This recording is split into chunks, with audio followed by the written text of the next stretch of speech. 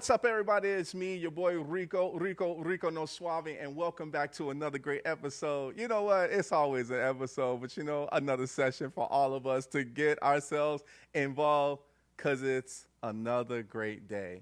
Oh my God. Here it's sun shining in beautiful Chicago. Wherever you are, I hope it's sun shining. If it's not, I hope the sunshine is definitely in your heart. Man, your boy Rico no Suave missed you. I hope you missed me. And the whole crew is here as well, too, man. This is awesome. Hey, unfortunately, this is the last day, but it's always a happy day for Pride Month. Right. And, one of the good things that we're going to actually be doing this weekend on for the Rico no Suave show, big shout out to Zatori Films. And, they actually have the Taiwan Pride Film Festival coming up. And I am going to be emceeing and hosting, and the crew is going to actually be there. We're going to be doing the red carpet. We're going to actually be doing some great interviews with filmmakers, producers, and all of that great stuff. So I'm super happy to be able to do this and also to be able to, show my skills. I got to show my skills, everybody. So, this is Pride. This is Pride Month. And, of course, to the LGBTQ family and the community, of course, we love you here on the Rico no Suave show, and we support you guys. Stay happy. We're going to actually put that logo up because that logo is going to be up for the whole show because that's how much we care. So, that's what we do. So I'm super happy to actually be ready for this weekend as well, too. All right. So I got to introduce this beautiful young lady. And when I say she's awesome, when I say she's multi-talented, when we talk about life, business coach, community creator, that's a new one for me, right? Because, there's always things that we're creating in the community. When we talk about investment, we talk about real estate. When there's real estate that's actually investing, hey, there's money to be made, everybody. There's money to be made as well, too. She's also a cool person. That's all I got to say. She's a cool person. I'm so happy that she's here as far as with us today. I want you guys to put your hands together for none other than my girl, Jennifer Sanchez. Let's go. Jennifer, welcome to the show. Thank you for having me. I knew this was going to be fun today. Yeah. I just knew it. I was like, oh my God, it's going to be a blast. Hey, it was going to be a blast. It's just this week was good. This week is awesome. This week is a great week. It's a great week. Absolutely. Yeah, you're doing a lot of powerful things out there. And, of course, we have to talk about that on the show. But let's get right into it. Before we get started, I need to know, do you have any shout-outs to anybody out there you want to give a shout-out to? Oh, of course. My 3 beautiful babies, I told them, watch me. I made them get on the YouTube before. They're on YouTube all the time. Okay. Putting on this show. And, of course, awesome. my team, Mel, Mary. So everyone that supports me, just a shout-out to them. Good. So Awesome. Hey, let's get into it. All right. So, when we talk about life, business, coaching, that's what you do. Yeah. And I want to talk about, how that also influences the community creator piece, right? Because both of them kind of come in hand, but I know there's different roles that we play. So talk to us in regards to how did you start your journey as far as with the life business, and then also let's talk about the community creator piece. Oh, yeah, no, these are all great questions. So I think the community creator part really came from me coming from the nonprofit world. Yep. Right? I worked in the nonprofit world in my early 20s. That was the first legit job that I got out of college when I went to the University of Illinois in Chicago. And from there was kind of just like, okay, how do you build? I saw how we built community. I mean, we were a big staple on 39th and Damon, in McKinley Park. And we had all the South Side there going, right? So it was always career fairs and this event and that event. And it was all about just building up the community in the South Side and supporting the Latino community. Yes. Like Spanish Coalition for Jobs. That was, they've been around forever. And I got to see how communities built through that, right? Mm-hmm. Mind you, of course, being active in church communities and other nonprofits, right? Like I'm aware of what it takes to build community and have key stakeholders part of your community. That's one of the biggest things. Like I think people don't realize that when it comes to building community, you have to have key stakeholders, right? Yes. People that are invested Yes. in your vision, in your mission. We were talking about this yesterday. Yes, yes, right? yes, yes. You were the one saying Right. this on the panel, Investing, right, So right. I thought the same thing. Like, you have to have people that not only see the vision, but are also like in agreement, and they're down for you. They're your ride or dies. Right. They're the ones. So like you just need like 3 or 4 of them. Yes. Once you get them, then it's easy to make the ball move real quickly and build a community from that. So I like that piece, because when we talk about life, the life business coaching, and it's almost what you're talking about is the community creator with networking and finding the right people to help invest in the cause. Yeah. When we talk about the community creating piece, they always say, hey, in order for us to get better, it takes a village for us to get better, right? Yeah. As a whole. When you start talking about the community creator piece, what role do you think that you actually play within the community to be able to help that put the pieces together? I'm the glue.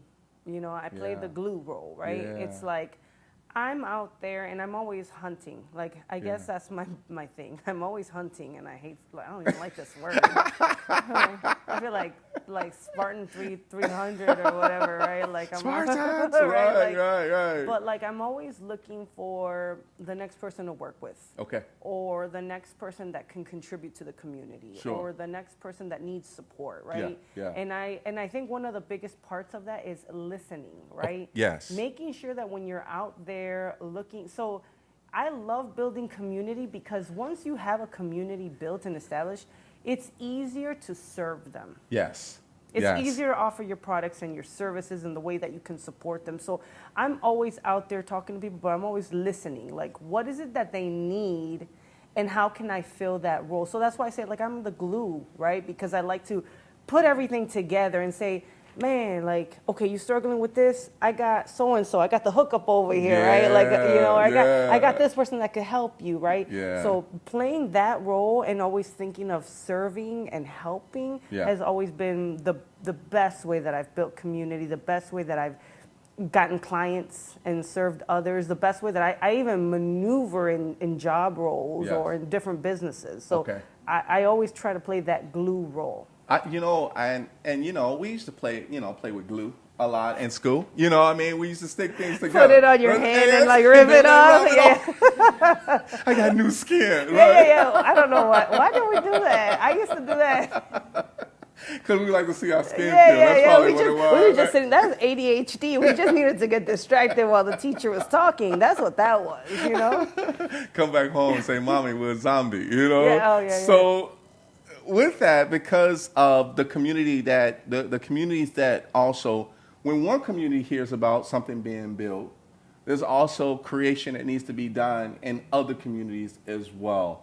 What communities have you actually kind of put that glue effect as far as to them? Was it more just on the south side? Did you do anything up north as well too with other communities? What other communities did you or work with? Yeah, I've played a role in church communities, right? I was an active participant in the church role and the video tech side for some time, right? Okay. So I did that role. I also did, like I said, in the south side, the investment world. I played a big role in that community, and for about 2.5 years, I really was involved with the investors, right, of the Chicagoland area and maneuver in that area. So I would say those are like the biggest roles. And then building my own community. So this is how it all started. Talk to me. This is how I just said, okay, I knew I wanted to help women. I used to have a little Avon store in La Garra. Ooh. Okay, back in my 20s. I was still in college. I was like, let me just sell some Avon. I was an Avon lady, right? And in your early 20s, that's fun, because girls love to put on makeup and do all that cute stuff, right? So I was in my early 20s. And I just remember, like, okay, I'm doing this, and women were just telling me their problems. Older women, and I'm in my 20s, and I'm sitting here like, why are you talking to me about your problems with your husband that I have no idea how to coach you or guide you, and right? So then from that kind of planted the seed of like, okay, women keep searching for advice from me, and I think naturally I've always been a leader. whether it's in high school, in college, in sports, I gravitate towards leadership roles no matter what. I'm the first kid you pick when you play dodgeball. Nice. I'm that kid. You're that kid. Yeah, I was that kid. You know, and I was a little rough tomboy too. Okay. So like I love have you ever played Suicide? Oh man, yeah, that's been a long time. Yeah, so I used to be there in the courtyard playing with the boys. Like I was that girl, right? Wow. And if you don't know what that is, that's a dangerous sport or a dangerous game. I don't know why we were playing that. You know, you had to throw the tennis ball at the person before they touch the wall as hard as you can. Yep. Don't know why we did that. Yep. Did your team ever play that one? They're like looking at me like, what are you talking about? You know, that must be like an older game or something.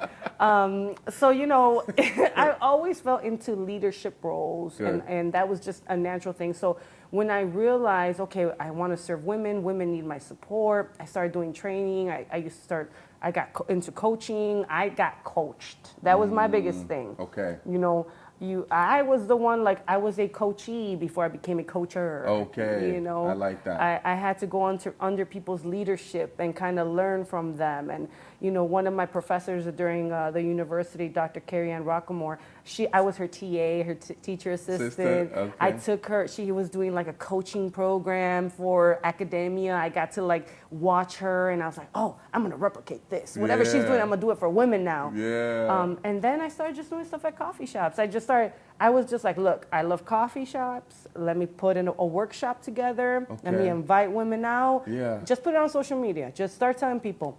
It like grew so quickly. That's awesome. Women were coming, and we were just talking about topics like conflict resolution, boundaries, time management, you know, life, personal development type stuff. Yeah. And then women were like, Jennifer, we want a retreat now. Or Jennifer, we want a conference now. Or Jennifer, we want this now. And finally, one woman was like, you need to put your coaching program together. Like, okay, these workshops are cute and all, but you really need to like work with women one-on-one or in group settings. And that it just took off from there. I think because of the connection that you actually have as far as with women, they're drawn to you. It's because since you have that leadership and you spoke up, and also word gets around. Yeah, it does. Right. So when word gets around, it's almost as if, hey, if you need someone to help save your life, talk to Jennifer Sanchez. Right. And then what happens is that they know that they can come to you, and it's the aura. Right. It's the aura behind it. And that's a good thing because you want to have that good aura for people to say, hey, I can come to you on good and bad, you know, and it might hurt because, I think it's like also the emotion behind it. Yes. Right? So if you know that you care, then they're going to come back to you because you care. Yeah. Right? If you act like you don't care, or if you act like you're just brushing them off, then that's a different story. Yeah. Right? How did you know, so the life business coach comes into play in regards to that, because you kind of said you were being coached, right? And you became that. Now the life business coach, that takes it into how communities are being created, right? Because if you're going into different areas, and if it's women, did men ever come to you and say, hey, I got problems too, can you help me? So at first, I was like, no, stay away, right? Like, I put the cross up, like, get away, right? No offense. Like, I almost felt like men got it already easy. Like, they don't got struggles. And I'm a big believer, like, women coach women, men coach men, blah, blah, blah, right? Mm-hmm. But I realized, right, after some time, and recently too, because now I've built a male following with my investment world, a lot of great male colleagues I've developed over the years, and they'd be like, Jennifer, do you hate men? Like, they would tell me, they call me out. And I was like, nah, I don't, I love men. Why would I hate men for, like, right? And finally, that's where this whole Wise Alliance network recently developed, because it was kind of like, okay, you know, let me start developing things for men. And that's how I segued into entrepreneurship. Okay. Because I've always worked with women on the personal and professional development side, and we always talked about entrepreneurship, because a lot of them were hustlers and had side gigs and did stuff to make money on the side. Yeah. but I never really developed a program for entrepreneurship or business, business coaching, right? Yeah, I would yeah. coach in business, but I never called it that. I see. And then finally I was like, you know what? I see the need. I see the men need support as well. So, and I think one of the biggest reasons that I feel like women don't know how to work with men.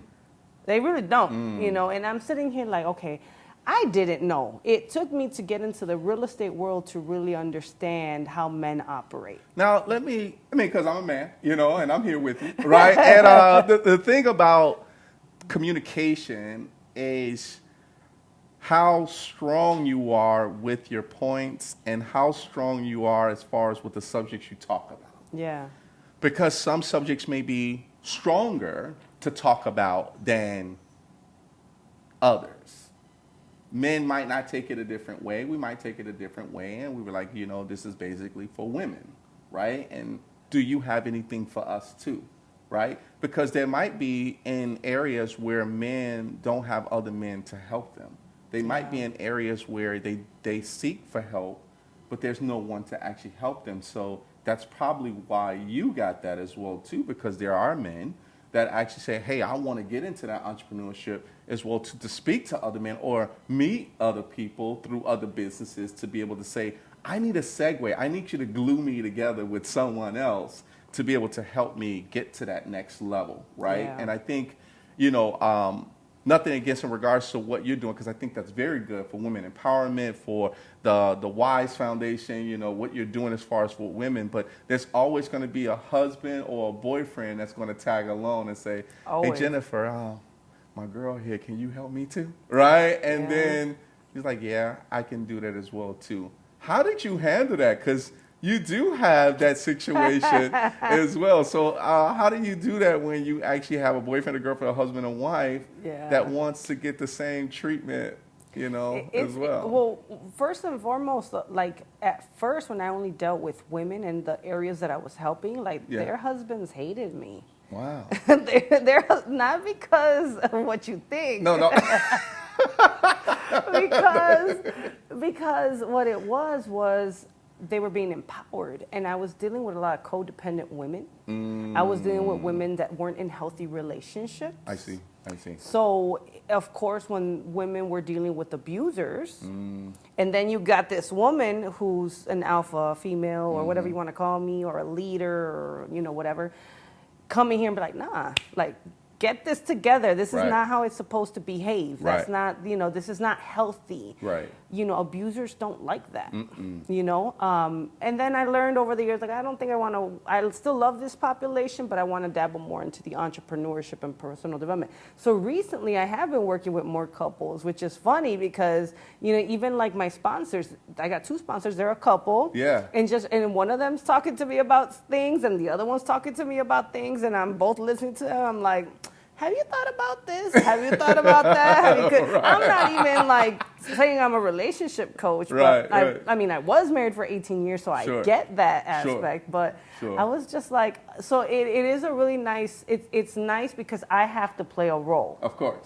I have to, when I'm dealing with women, I have to operate in more masculine energy. Of course. And when I'm dealing with men, I have to operate in more feminine energy. Yeah. So I think because, and it's kind of reversing the roles, right? Because of the way of leadership works, it's different from the way a man leads and versus a woman, but they can actually lead the same path, right? Because your ideas might be different from another man's ideas, and you put those together and you're successful going down that path. Absolutely. Right? And it's basically how you address the audience as well, right? So when you address the audience, that makes it even kind of like a power couple. Right? And of course, I'm sure you heard that plenty of times where power couples, they come together and they're like, hey, this is how we succeeded within our journey as a couple, right? And being able to stay down that positive path. Checkpoints. There's always checkpoints and milestones that you actually teach people being in the community, lessons learned, and also as a life business coach. What tips can you give the audience in regards to, hey, these are some of the things of what you should look out for as an entrepreneur woman or man or power couple. What can you tell the audience about that? I guess the biggest tip, if you're looking to get into entrepreneurship and you're starting, you need to get mentors and coaches. Just bottom line. You know, and I think when we were talking about like coaching and coaching women and coaching men, I don't gotta know what you do in the industry to coach you. Like, a coach is not coaching you because they know the industry you're in. That's a mentor, right? Yeah. Or a sponsor. Like in a corporate America, you need a sponsor, right? Sure. You need someone to teach you the ropes inside the company. Sure. A mentor, you know, if you're a nurse and you need to learn how to be a better nurse, you're gonna work with a mentor in the nursing field, right? Right. A coach is versatile. Yes. Because a coach is helping you go from A to B. Right. Here are the steps. Here's the plan. Yep. I don't need to understand the baking world. Yeah. I don't need to understand. So, you know, you could work with a coach. So definitely get the right team alongside you and get mentors and coaches, because the way that I've catapulted so quickly is because I've always had mentors and coaches in my life. Men, women. I mean, recently more men have been coaching me than women, but it's just been like an amazing experience to get to be able to have that and grow so quickly, and for people to see the things that you can do and help you get there quicker. You know, I think there is people that that you look at as someone that can help you and someone that cannot help you. Sure. I always like to take the good and versus the bad, because the audience might think that the first coach that they get with is the best coach for them. Yeah. You never know, right? Until you start getting that curriculum. And also it costs money to have these coaches as well too. So I tell, you know, people to please vet out the coaches, make sure you know that that person is good for you, and also go to their functions. Oh, please, yes. I love that. Yeah, right? That's so good. Yeah. But it's true, because you get to see them interact. So all coaches are not created equal, just like all doctors are not created equal. Correct. You know, not everyone has the same credentials or life experience, right? Mm-hmm. And their style of coaching might be something that you don't like. So, like, I don't expect people to hire me or work with me or anything unless you like my personality, you know, because I've had women tell me, because I've brought a coaches alongside me, and I've had women tell me, I don't like that one. I love her. I love who she is, but I don't want to work with her. I want you. Because you're a little rougher and tougher, and you kind of like smack me around a little bit, you know? And that's where that's, you know, and not talking about somebody that want abuse. Right? No, not I want a coach that abuse me and tell me the right things. That's her fetish. No, I'm just like, anyways. I knew this was gonna go sideways. But you know, I guess the bottom line is, when you're working with a coach, it's really just do your personalities click. Yeah. And women, why women like to gather so much, and I've been studying this for the last couple of years, they don't have a masculine energy pouring into them. They'll be in relationships and their husband or their partner is not pouring into them, right? And they're so thirsty for someone to pour into them, because masculine energy has nothing to do with being a girl or being a guy or none of that. It doesn't. It's just masculine energy is teaching. Okay. That's a masculine energy. Okay. Coaching, guiding, you know, being non-emotional, right? Right? Yes. Feminine energy is very emotional. Correct. Right? So, like, sometimes even, and I notice I have to carry myself a certain way around a lot of women, because they're depending on me to be emotional. No, masculine, to be that hard one. Okay. Right? Well, that's just being real, right? That's just being real. But when I work with men, that's different. They want you to be emotional. They want me to be more feminine, right? Oh, okay. You know, and sometimes you can't. Sometimes you have to understand who the client is and how to carry them. But like, the reason why women want retreats and want networking events and want these like hallelujah, I would say hallelujah. There's kumbaya looking things, right? You can say hallelujah. Hallelujah. It's because they're just so deprived. They need someone to pour into them. I like that. Everybody, you already know it's my girl, Jennifer Sanchez in the building. Yes, she's in the building with us today. We're going to take a quick 30-second commercial break, everybody. Show us a little bit of our social media. We'll be back in 30 seconds with my girl, Jennifer Sanchez. Your boy, Rico on Suave.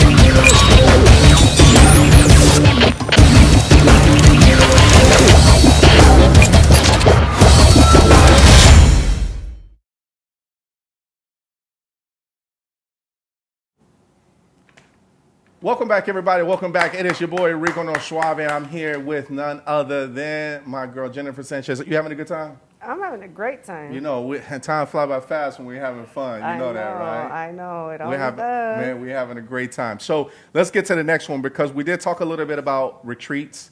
We talk about conferences, and we talk about networking events. As far as those are kind of like the same but different. Right? Mm-hmm. Because we talk about networking. Networking happens within retreats, within conferences as well, too. Sure. How do you go about organizing retreats versus conferences? Because the retreats kind of seem like it's more intimate, and conferences is more public, global as well, too. So when you're actually doing retreats, talk about that versus conferences. So I've put together personally by myself 3 conferences through my organization. Retreats, I'm on my 8th retreat this year. Mm-hmm. And then working under the investment side with the investment community, I've helped, oh God, I don't even remember. I think maybe it was like 6 or 7 of them, right? Mm-hmm. I would say retreats are very intimate, right? Retreats are meant, like you said, they're meant to be small. They're meant to be personalized. And it just really depends on who the coach or the facilitator is, whoever's facilitating the retreat, what's the theme that they want, right? Right. But what I love about when I put together a retreat is it's always theme-based. Okay. I only do retreats for women, right? I don't do retreats for men. Okay. But in the retreats, it's always like 1 year I'll have them like work out like crazy. 1 year we'll deal with grieving. It's whatever the community calls upon. Interesting. Whatever the group, because I've been developing the group for so long, I know the needs. So as I see the need, I provide. So like this year, the theme is going to be silencing the noise. Okay. Because there's too much loudness. People are afraid to be quiet by themselves. I mean, have you ever met like a chatty patty or somebody that just keeps talking to you, they don't shut up? Yeah. I want to give them a Zantac. Yeah, but go ahead. But why is that? Because they're running away from something. They're not dealing with something. You know, and at some point in my life, I struggled with like separation anxiety, and I hated being alone. Now, when I said about the whole thing, like I want to give them something to, it's some of my friends that's like that, so they know I'll be joking around with them. No. Not for somebody I don't know. If it's somebody I don't know, I can understand that that's what the issue is. But sometimes there's underlying issues with that. They don't stop talking for a reason. Yeah. So like, learn to be quiet. Learn to be alone. Learn to love your alone time. Right. You know, and so I really want to put together an event that's going to force people. There's silent retreats all the time. You know, where you got to be quiet. So I'm kind of taking like from other retreats and kind of incorporating and making it my own. Okay. And again, I've done it. This is like my 8th one. Nice. You know, I take women away. I go into nature. Okay. I don't do the best place to be. I love nature. Yeah, I love nature. I love being grounded. I love hiking. I love the run. I love all that stuff. Yeah. I love the cute hotels and spas and all that stuff. It's cute, but I'm more of like a nature girl. Yeah. I want to be with Jesus. I want to be with Mother Nature, whatever you want to call Mother it. Mother Nature. You know, but just really be by myself out there. So I take women out there and force them to kind of be in nature as well. Have you, because that's kind of, you know, when we're talking about something like that, you kind of get more psychological with women on these retreats because you're kind of like, they're psychologists, right? And the reason why I say this is because you're diving deeper into, when you talk about nature, it's almost like you're giving them rehab for issues that they either have or they just want to be relieved. Yep. Right? And I think that is such a great thing that you're doing for them because retreats are really good things, you know? Yeah. My retreat as a man is fishing. I love to go I fishing. see that. I love fishing, right? My retreat, if I'm going out and seeing nature and I'm ready to catch some fish, Yeah. that's my retreat. That's where I'm getting away from everything, but going and catching nature, you know? Yeah. But I think that's really good in regards to how you're actually putting this together for women to do that as well too. And there's men retreats as well. Sure. That's out there for men to be able to do the nature. But I think nature is the best thing for everyone. I try to tell people, go and get nature in your system, right? Yeah. Stay out of this. I mean, city life is good. Don't get me wrong. City life is good. Even suburban life is good. But once you go out there and you really recognize as far as what nature has to offer, your mind becomes clear. What has the outcome of feedback after, how long is your retreats? I'm sorry. How long is the retreat? It's just a weekend, Friday, just a- Saturday, Sunday. Okay. After they come back home on Monday, what is your feedback from them? They love it. When's the next one? Yeah. I want to be ready for the next one. It's like, it's only one time a year, guys, you know? I don't have the bandwidth to do that many retreats because it is exhausting. Yeah, Like, it is. I will get there before, obviously, right? Prepare, and I sleep and think of the retreat in my sleeps. So think about like an event Entrepreneur. that goes 3 days straight, 72 hours straight. Yeah. And then like by the end I crash and I'm done. And it's because Yeah. of all the energy, because as a public speaker, and Yep. you know, Yes. you put your energy out. That's You're right. pouring in. That's right. So when you're done, you're like done. Yeah. So it's so critical for us and you too, because you do it, like get opportunities to pour into yourself, Yes, right? Like yes. find mentors, find coaches, find your own feeding and healing, just because we need it as well. Because at some point we are pouring out, we need to get it back in. Now, when we talk about the business side of it, how is it with, from a profit standpoint? Because of course there's economy that's behind it. Like if you're Yeah. taking them out for nature, and then of course your value within yourself, because you've been doing this for quite some time. You said this is My eighth your retreat. eighth one, right? So 8 years, pretty much, that you've been doing this. How is it as far as with the economic piece of it? Do you guys go camping? Do you stay overnight camping, or are you in like a lodge, or how is it with the overnight stay? I've experimented with different type of scenarios. Mm-hmm. I've done more of like, it's all in nature, but they're usually cabins. Okay. And we do really that's well cool. in cabins. Cabins, yeah. So I it's like like cabins. little houses with like 3 rooms in them, right? I do like we have like little villages. Like where we're going this year is gonna be just like 5 houses that I'm taking over, Yeah. and I'm just plugging women in different houses. I've done more of like in Michigan. I've done like bigger houses where it's like 6 or 7 apartments in it.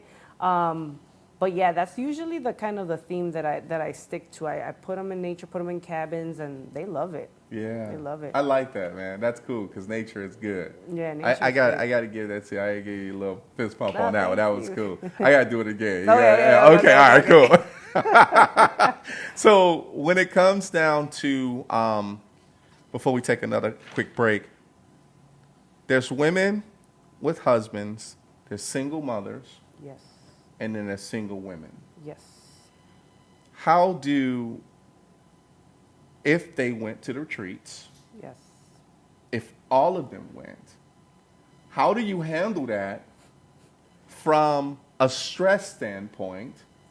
Because a single mom versus a mom that has a husband or significant other with kids versus a single woman that doesn't have, how do you handle each one of them in your retreats? Oh gosh, yeah, they all have different needs, right? I have a variety: married, single moms. I have it all, young, old. I don't have I stick to around the ages of 30, between 30 and 50 are usually the women that come to me, but I still get my 20s and older than that, right? But I think I just have to develop that relationship with each one case by case. And because I personally know them and I develop relationships with them, I can identify their needs. So like, I've had moms that are like, man, like, I want to go to your retreat, but I got my 10-year-old. Like, I got no one to watch my kid. And if it's like a little girl, I'm like, bring her. Okay. Don't worry about it. Bring her. Because I used to take my daughter when she's going to be 17 now. I used to take her on these retreats. I used to make her butt sit there and listen. She'd be the well put together little 10-year-old. Very good. But start her off now. Yep. You know? And then, of course, I always encourage you got to find your babysitters. If you can't, and not, not being like, don't bring the boys, right? But usually if they have little girls that can manage well and don't run around all crazy, I encourage them to bring their daughters. That's awesome. So you got a little nursery going on too. Kinda, and then it's funny because then you're doing the retreat, and then and the nice thing is I take over the whole camp space, so like it's not like there's a security, like we know where they're at, we can see them, they're playing outside. Sometimes they have little playgrounds. So I usually, when it comes to women, and when women tell me I can't because I got my kids, bring them. I like that. I remember one time I went to a networking event. I'm not going to say what networking event. And I just had my last child. She's 4 now. And I needed to go to this event. I was an entrepreneur. And I got a baby, Yeah. But I knew my baby was a quiet baby. And I remember going to a women's event, going in with my stroller, and getting all these looks of disgust of other women trying to shame me for bringing a baby to their event. Wow. And mind you, my personality got a little rough, ruffled my feathers a little bit, But I was like, I remember telling her, like, ain't this a women's event? Yeah. And she was like, yeah. I'm like, so you don't support women? And she's like, what you mean? I'm like, women have babies. Right. What do you expect? Right. This happens. Yeah. I had to figure it out. Yeah. And I knew my child wasn't going to disturb the event. Yeah. But so ever since then, I'm really like, I'll work with you if you have kids. See, that's what I like. I like that about you because what you're doing is you're accepting the future. The future is important, right? The young ones are important. If they see, and you know what the kids do, they copy. They copy that helps you. You're their mentor. You're their coach. And what you're doing is you're helping them grow. Right? And if they sit there and you say, hey, be quiet, and if they see other people are doing the same exact thing, they're going to actually be quiet.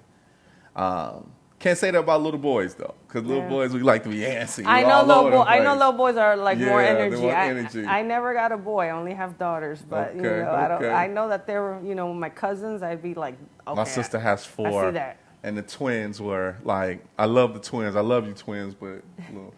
I ain't going to say too much, but I love the twins. But it's all there. So we got to take a quick break. Hope you're having a good time. I hope you guys are having a good time as well, too, out there, everybody. You know why? Because it's NASCAR time. It is NASCAR time, everybody. This is NASCAR Moments with your boy, Rico no Suave. And you know what? I love NASCAR. If you like race cars, I love them, too.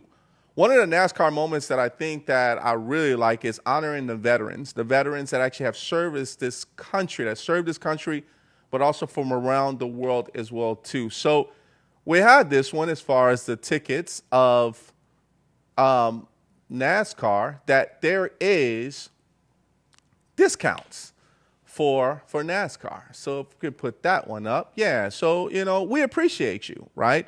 Hosted by Coca-Cola. Of course, you see Geico for the military, right? And one of the things is you can go to NASCAR and you can actually get discounted tickets as a thank you for everyone that served in the military for our country.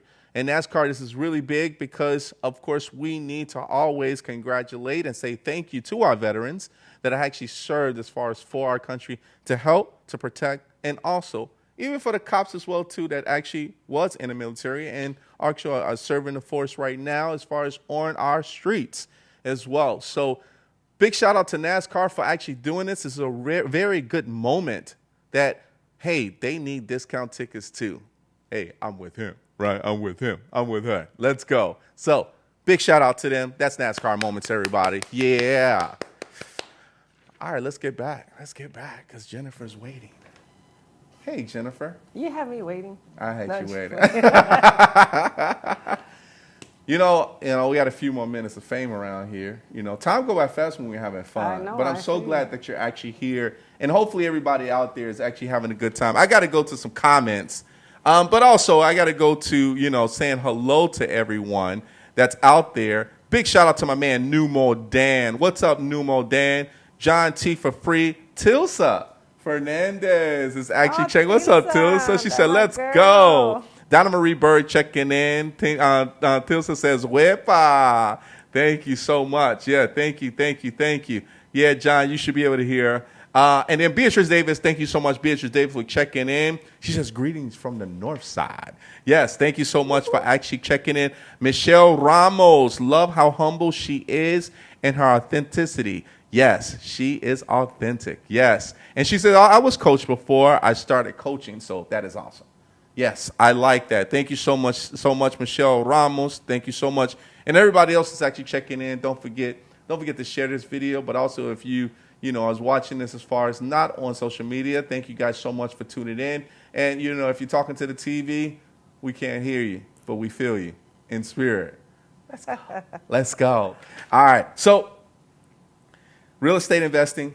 Yep. It's a big thing as far as for the community, right? Investing. Talk to us in regards to, there's gurus that's out there when it comes to investment or investing into property. Yeah.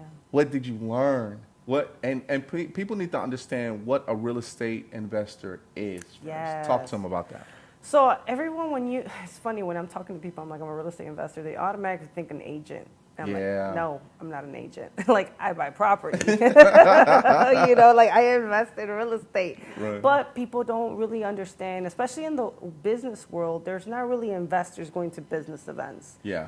Investors really like segregate themselves from the business world and like to stay within their own, which makes sense, Sure. right? Yeah. But they're at the end of the day, they're still entrepreneurs and they're still business owners, Yeah. right? I like that. They're running businesses. They're transacting thousands and thousands of dollars, right? Yeah.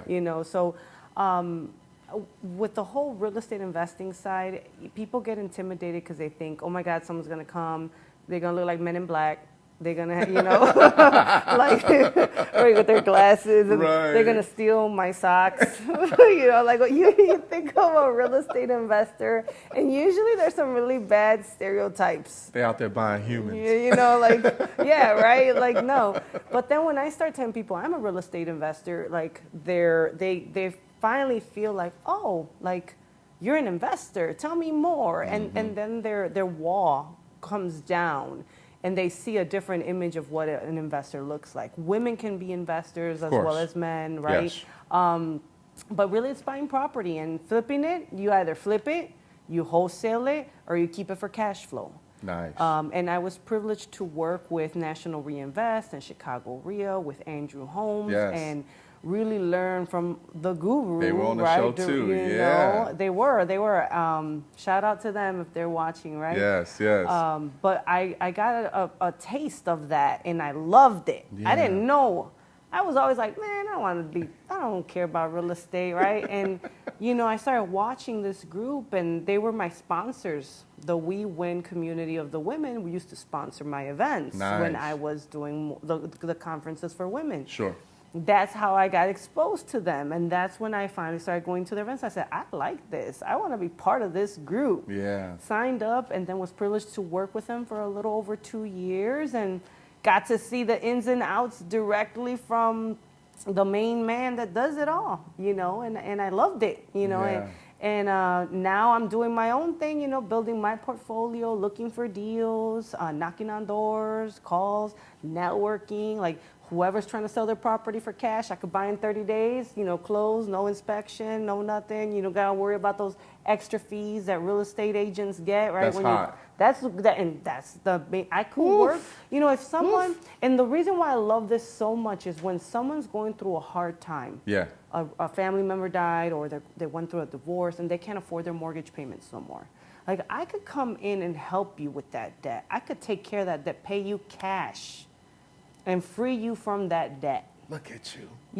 And I love it because so many women, and I'm going to bring it back to women because, that's my passion, right? Yep. If they're going through a divorce or a hardship, and they can't afford the roof over their head, I could come in and help them. That's you love. know? And I can't believe you said that's love. I haven't heard that in forever. That's Oh, I love that. Oh my God. But sorry, you threw That's me okay off. with you. I was just like, I haven't heard that in a long time. But you know what? It's great to help people out and be able to then now rehab it, right? Yeah. Or wholesale it to another investor and say, man, I got you a deal. You know, like I like to be seen as I'm that girl. I'm that person. Like who's that girl? Yeah, no. Right. Yeah, I like that. But you need the deal. I got the deal. You know, and I love that. Like people come to me and like, okay, do you know where I can get funding? Boom, look over here. You know where I can do this? Boom, look over here. Right. I like that. And if I could help someone, help my community, help someone that's struggling financially, I really got into real estate because deep down I want to provide transitional housing at some point. That is something that I want to do. So, that's awesome. But first I got to build myself up, build my portfolio up, build my cash flow. Yeah. And then from there, and then I could still, do my passion projects, Wise and all that stuff, So I like that. Yeah. The real estate investment piece of when you're actually putting money into property, there's inspection that's actually have to be involved in that as well too. Or do you just look at the property, you come out, look at the property yourself? Or do you have inspectors coming out, taking a look at the property and say, hey, okay, this is how much it's worth and this is how much I'm going to give you for it? Yeah, so it's all based off the what makes sense for the investor, the bottom line, right? When we're looking at a property as an investor, we're looking at how much can we get at the end, at the back end. So, it's a numbers thing. Of course. So it's nothing personal. So we ask whoever's selling a property, like, what is the number that you're trying to get? Yeah. And then from there, I make the decision, okay, well, this is how much I can. Yep. I got to see how much the rehab's going to be. Yeah. Thankfully, by being in this real estate community, I've got kind of an eyeball for it. Like, okay, this is kind of the estimate. I'll take some pair of eyes with me sometimes, take a colleague or someone to kind of, hey, can you give me an estimate what you think this might be? But for the most part, as long as you kind of have a ballpark, you know, and then from there you can make your offer. Like based off what I see, I can offer you this amount. And if it matches, great. If not, we can negotiate, I like that. So that's kind of how it goes. That's cool. Investing is the bomb. I mean, because that actually, you're in the back end saying, I can give you this, negotiating, and say, hey, this is what I'll pay for your place. Now, is it all properties? Multifamily and single family. Single family homes? Okay. Yeah, we're focused on. Okay. Like right now, I'm working on a flip in the south side. It's a 3-unit building that I'm Okay. going to be rehabbing. So, usually the investors in our community stick to like small, 4, 5, 6 units and down. Okay. Yeah, that makes sense. Yeah, because most people that need that, there's a lot of people that actually need homes like that you need to reinvest to be able to sell that as well too for property as well. That's, I love all of what you're doing, especially with the networking, but also with the investing piece. You're investing your time, you're investing your energy out to help people. And that's what I really love about what you're doing when it comes to that. Have you run into any struggles in regards to starting as a life business coach with women? Oh, with women, I would say maybe not with clients directly themselves. I would say with competition and not necessarily, I don't see other organizations as competition. Sure. It's funny, yesterday at our event, someone was like, hey, you got some competition here. And I was like, ain't no competition, bro. Right. Because at the end of the day, the way that I see it is someone's going to work with that woman. That's her clientele. She's going to attract who she's going to attract. Yeah. I'm attract who I'm going to attract. Yeah. And if I could support her and she could support me, Yeah. I know my community is solid. No one can really steal my women. Exactly. I'll let you borrow them. Yeah. Right? No, people can't steal my community. Right. I understand that because I know the value that I bring. Yes, So I don't yes. see competition, but I know women tend to get competitive. Yeah. And naturally, because of, I have my beliefs behind it, but naturally when there's organizations that are run by women, the cattiness is there, the competitiveness is there, and it's just, it's low self-esteem. Yeah, and that's all it is. When you feel that somebody is a higher threat to you, of course it's always called competition, right? There's people that have major skills than you. right? And you just have to learn from those skills that they actually have and then go from there. Yeah. So it's awesome. Hello, Dora. Hola. Yes. And then Donald Reed Bird says, really love that Jennifer understands that supporting women means supporting these with children. So many women who need that help shouldn't be denied that help. Yeah. I like that. Can I share something real Yeah, quick? sure. I feel like when you help a woman, you help society. Yeah, If you think about it. of course. Because she's the one that's going to teach the children. Mm-hmm. She's the one that's helping the husband or the leader of the home, Yep. right? Mm-hmm. And then from there, it's just generational, Yeah. right? Like broken homes means broken, communities, broken societies, Yeah, right? yeah. And that's my sociology side coming out, Yeah, I hear But you, I hear you. like Yeah. I'm a big believer that when you help women, you help whole communities, whole cultures. Mi abuela, Society. man. So the one thing about my grandma, and I used to love this, and even from my mom's side, on my mom's side, I should say, I used to love seeing her watch the family enjoy themselves. My grandma would just be in the corner just watching and smiling, and you know that she created that. Because my mom, of course, was happy that her mom was still living, and then of course her brothers and sisters and things like that, but it was just the grandma was just a centerpiece, and she nurtured all of that. And it was so awesome to be able to see my grandma like that, right? And man, I tell you, it's just love to be able to feed off of what you're saying there, because it is true. But just watching my grandma, man, it was just, oh my goodness. Every time I saw my grandma, I used to just love her, and she always wanted to give me sandwiches. I'm like, yeah, Ma, Man. I love the sandwiches, right? I miss, Yeah. rest in peace to my grandma, but she did some really nurturing things as well too. But there's always a good ending to this show. I have something for you. And, I love giving out gifts, Oh. right? I love giving out gifts. And sorry that, I hope that almost hit you. But No. this shirt here, Oh. this is the Rico Suave Show shirt that we give out to Gems of the World. The Gems of the World, as far as for people that actually help women, right? But also help men when they need it as well too. But also investing in the communities. From your energy to your power to your positive vibes, what you give out to people reflects in regards to how people receive that great feedback of what you're giving them, so they can go home and say, we want to do this again, but we got to wait till next year, right? But this is a dedication for you of giving you kind of like, they say you give me your flowers, but this is Flowers. actually your shirt, right? I like the shirt. So welcome to the Rico Aw, Suave Show thank too. you. I'm yeah, so honored. yeah. Thank you. You know what's so cool what you just said? What's that? I'm starting to use the hashtag or the theme Gems with Jen. Okay, So when you I said like that, that. I was like, oh, that's confirmation. I love it. Thank you so much. Man, thank you. So we got to put up your social media before we get out of here. So if we can put up her social media, let's start off with the first one. LinkedIn, everybody. That's Women's Self-Development. Make sure you please go ahead and follow her there. Make sure you connect with her on a business level. Here's the next one.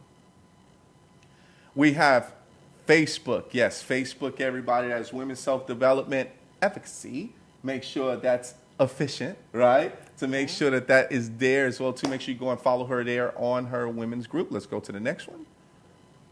Wise Jennifer Sanchez. Yes, that is for the organization as well, too. So make sure you follow her on Instagram, everybody. Please make sure you go and follow her there on Instagram. And, of course, there's always morning coffee. If you like cafecito, make sure you go ahead and check her out with Wise Morning Coffee Chat on YouTube. So please make sure you go ahead and get involved, man. Get involved. She's building that YouTube channel. And last but not least, we have TikTok. Yeah, there's TikTok things that goes on around in our lives. And, of course, the wise Jennifer Sanchez is doing her thing. Jennifer, I had a great time with you Me today. too. Thank you so much for Thank you being for on the having show. me. Yeah. All right, everybody, give it up for Jennifer Sanchez. Yeah. Woo-hoo-hoo. All right, everybody, we got to get out of here, but thank you guys so much for actually being here as far as with us on the Rico No Suave show. Everyone, the holidays do come along, and then, of course, we have to let you know that we're not going to be back until July 10th. So everyone. We won't be back next week, but let's roll that one. Yeah, we'll be back on July 10th. We'll see you then, everybody. We hope that you guys going to enjoy yourselves as far as having great times with fireworks and Independence Day and all of that great stuff for our country. All right, everybody, we got to get out of here. We want to thank you guys so much for being on the show with us, and we'll see you guys in a couple of weeks as we end off the show just like this.